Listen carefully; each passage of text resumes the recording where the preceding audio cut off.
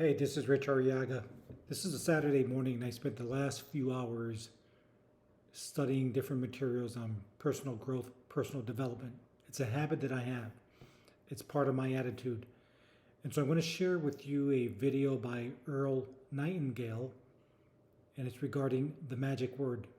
And the magic word is attitude, and attitude is a composite of your thoughts, feelings, and your actions. And you may have heard the expression, or maybe perhaps this is the first time you're hearing it, but your attitude will determine your altitude. Your attitude will actually determine how high, how far you climb regarding your personal and professional career ladder. So take time to listen to this, listen to it over and over again, multiple times until you feel that you have somewhat of a comfortable understanding and regarding what it is that he's trying to communicate, what it is that he's trying to convey. And so I hope you take a lot from this. I hope you learn, and I hope you grow. This is Rich Arriaga. Have a great day. Hello, this is Earl Nightingale, and this recording, The Magic Word, is the first of 12 you'll receive in this series titled How You Can Lead the Field in the Modern World. Before we start, I'd like you to know that I'm not going to try to tell you how to live your life. That's none of my business, nor is it anybody else's business. That's your business. Nor is this Lead the Field program a collection of pleasantries, platitudes, or Pollyanna. It is a summation of more than 20 years of research on one subject, and that is, why do some people do so well in life, while so many more do not? And the first thing let's talk about is the magic word. The experts call it the most important word as far as the results we get from life are concerned in this or any other language. And that word is attitude. It is our attitude toward life which will determine life's attitude toward us. Let's face the fact honestly that we shape our own lives, and the shapes of them will be determined by our attitudes. A person with a poor attitude toward learning, for example, isn't going to learn much until he changes his attitude. If we take the attitude that we cannot do something, we generally will not do it. An attitude of failure, and we're whipped before we start. So we know then that what we receive from life, what we accomplish or fail to accomplish, is due in large measure to our overall attitude. William James of Harvard University put it this way: "The greatest discovery of my generation is that human beings can alter their lives by altering their attitudes of mind." And isn't it wonderful that we have this measure of control? Before we start talking about our attitude toward the world, let's talk about our attitude toward ourselves, since it is the attitude we take toward ourselves which determines our attitude toward the world. Now, right here we come to a rather strange fact. We're so familiar with ourselves, we tend to take ourselves for granted. We tend to minimize the things we can accomplish, the goals we can reach, and for some equally strange reason, believe others can accomplish things in our field which we cannot. There are literally millions of human beings living narrow, darkened, frustrated lives, living defensively, simply because they take a defensive, doubtful attitude toward themselves, and as a result, toward life in general. Many people are suspicious of and oppose change. Yet change is the one thing in life on which we can absolutely count. People who stay young all the years of their lives not only welcome change, but see it for what it really is: new opportunity, new chances for further fulfillment. Attitude is a reflection, a result of a person's will. It is incalculably powerful. It can bring about marvelous results for us, but we need to train it patiently, day by day. Now let's talk about the attitudes of people who are successful. The top 5% of the people who go sailing through life from one success to another, and who, even when they fail at something, shrug it off and head right out again. No matter who the person is or what he does, men and women in sales, business executives, people in all the professions, wives and mothers, students, top people in the armed forces, public servants, men and women in the service of religion, working men and women in all fields of endeavor, wherever you find a person doing an outstanding job and getting outstanding results, you will find a person with the right kind of attitude. These people take the attitude toward themselves that they can accomplish what they set out to accomplish, that there's no good reason on earth why they can't be competent, successful. They have a healthy attitude toward themselves and, as a result, toward life and the things they want to accomplish. And because of this, they achieve some remarkable things, and they come to be called successful, outstanding, brilliant, lucky, and a lot of other things. They're quite frequently no more brilliant or outstanding than the majority of the people by whom they're surrounded. But they did develop the right attitude, and they found their accomplishments not too difficult, and many times surprisingly easy, simply because it seems that so few are really trying, really believe in themselves. Successful people come in all shapes and sizes and in widely varying degrees of intelligence, background, and so on. But they all have one thing in common. They expect more good out of life than bad. They expect to succeed more than they fail. If you want something worthwhile, take the attitude that there are a lot more reasons why you can have it than there are that you cannot, and set out to earn it. Go after it, work at it, ask for it, and 9 times out of 10, you'll get it. Our environment is really a mirror of our mental attitude. If we don't like our environment, we have to change our attitude first. Now, the world plays no favorites. It's impersonal. It doesn't care whether we change or not.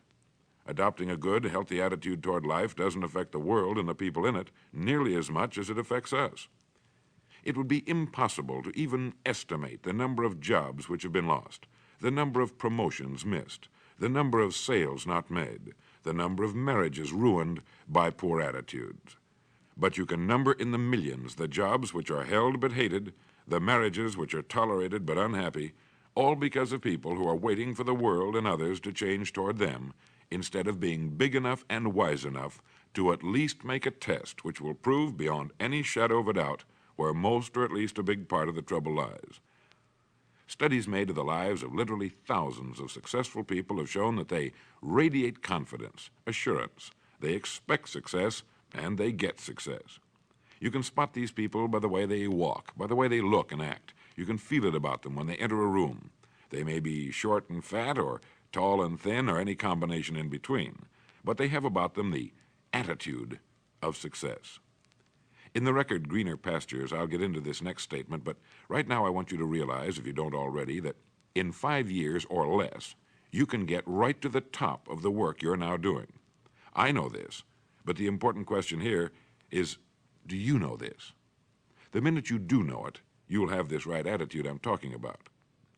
The easiest and most effective means of forming a good attitude habit is to begin to act as though you have a good, positive, expectant attitude toward life. That's right. Begin right now to walk, act, and look as though you belong to this group. If you're already in the top 5%, you'll know what I mean. If you've never tried it, you'll be amazed at what happens. Actions trigger feelings, just as feelings trigger actions. Now, let me tell you of a little test you can make which will prove beyond any shadow of a doubt that a good attitude can change a person's life as dramatically as walking from a darkened room into the bright, clear light of day. Not long ago, I read a line which went, "Life is dull only to dull people." This is true, but it also could have read, "Life is interesting only to interesting people," or "Life is successful only to successful people." Now, what I'm trying to say is that you must first become, mentally, from an attitude standpoint, that which you wish to achieve. A famous restaurateur was being interviewed by a reporter who asked, "When did you become successful?" He replied, "I was successful when I was sleeping on park benches because I knew what I wanted to do and that I would do it." In short, his attitude had been one of success, of expecting success, long before the material, the tangible rewards of success had been earned. We'll get into this particular phase of Lead the Field in record number 3, A Worthy Destination. But for now, remember that a person must act, look, and because of these things, feel successful before the success he seeks can come. Chances are you know people who seem to be what others call lucky. All kinds of good and wonderful things seem to happen to them, and they give the impression of happily sailing through life, having a wonderful time, and getting more accomplished in a year than most people do in 5.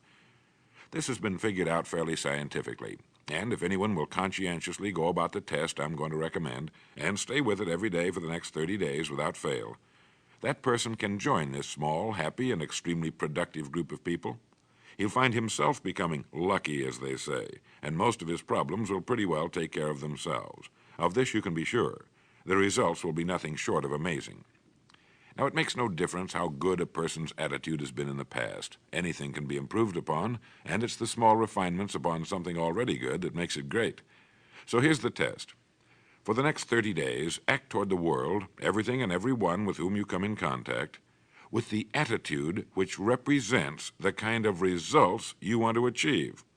That is, if the result you want is more success in what you're doing, act as though you are already in possession of the success you seek. If you want others to treat you with admiration and respect, treat others with admiration and respect first. Have you ever stopped to think of this? Every human being on earth is the most important human being on earth as far as he or she is concerned.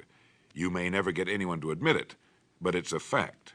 So for the next 30 days, treat every person with whom you come in contact as the most important person on earth, remembering as you do so that as far as that person is concerned, he is.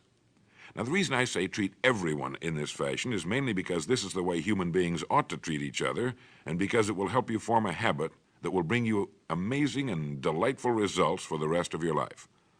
Have you ever noticed that the higher you go in any organization of value, the nicer the people seem to become? You see, the bigger the person, the easier it is to talk to him, to get along with him, to do business with him. Do you know why? It's because he's got a good attitude, and people with the best attitudes just naturally gravitate toward the top. So for 30 days, act toward others and the world at large in exactly the same manner you want the world and others to act toward you. Treat your wife or husband as the person he or she really is, the most important person in your life, and the same with the children. Carry out into the world each morning for 30 days the kind of attitude you would have if you were the most successful human being on earth. And notice how it quickly develops into an habitual attitude. When a person does this, he should realize he has already placed himself on the road to what he seeks. He is right now in the top 5% of the people in this or any other country. He has prepared the ground and planted the seed. He has made of himself a magnet, an embodiment of that which he seeks. Before metal can be cast into a desired shape, the mold, the expectant receptacle, must first be fashioned. Before a building can be erected, the excavation must be made and the foundation laid. And before a person can achieve the kind of life he wants, he must become that kind of individual. He must think, act, talk, walk, and conduct himself in all of his affairs as would the person he wishes to become.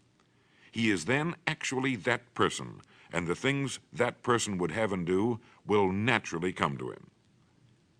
Almost immediately, a change will be noticed. Irritations that used to frustrate and annoy disappear. When some less informed individual gives you a bad time, stay on the track. When someone cuts in front of you with his car or acts in any other manner that shows his ignorance and lack of courtesy, don't permit yourself to drop to his level. Pity him, for that's what he really deserves. That's the very group a person doesn't want to belong to, and if he acts like them, well, let's face it, he belongs with them. There's nothing in the world that men, women, and children want and need more than the feeling that they're important, that they're needed and respected. They will give their love, their affection, their respect, and their business to the person who fills this need. So the magic word is attitude. And in summing up, a few points to keep in mind. 1, it is our attitude at the beginning of a task which, more than anything else, will affect its successful outcome. 2, it is our attitude toward life which determines life's attitude toward us. 3, we are interdependent. It is impossible to succeed without others, and it is our attitude toward others which will determine their attitude toward us. 4, before a person can achieve the kind of life he wants, he must become that kind of individual. He must think, act, talk, walk, and conduct himself in all of his affairs as would the person he wishes to become. 5, the higher you go in any organization of value, the better will be the attitude you'll find. 6, your mind can hold only one thought at a time, and since there's nothing at all to be gained by being negative, be positive. 7, the deepest craving of human beings is to be needed, to feel important, to be appreciated. Give it to them, and they'll return it to you. 8, look for the best in new ideas. As someone said, I've never met a person I couldn't learn something from. 9, don't waste valuable time broadcasting personal problems. It probably won't help you. It cannot help others. 10, don't talk about your health unless it's good. 11, radiate the attitude of well-being, of confidence, of a person who knows where he's going. This will inspire those around you, and you'll find good things will begin happening to you. And 12, lastly, for the next 30 days, treat everyone with whom you come in contact as the most important person on earth. If you'll do this for 30 days, you'll do it for the rest of your life. In the next recording, I'll talk to you about greener pastures. But now, in closing, remember the words of Walter Dill Scott of Northwestern University. Success or failure in any undertaking is caused more by the mental attitude even than by mental capacities. Thank you.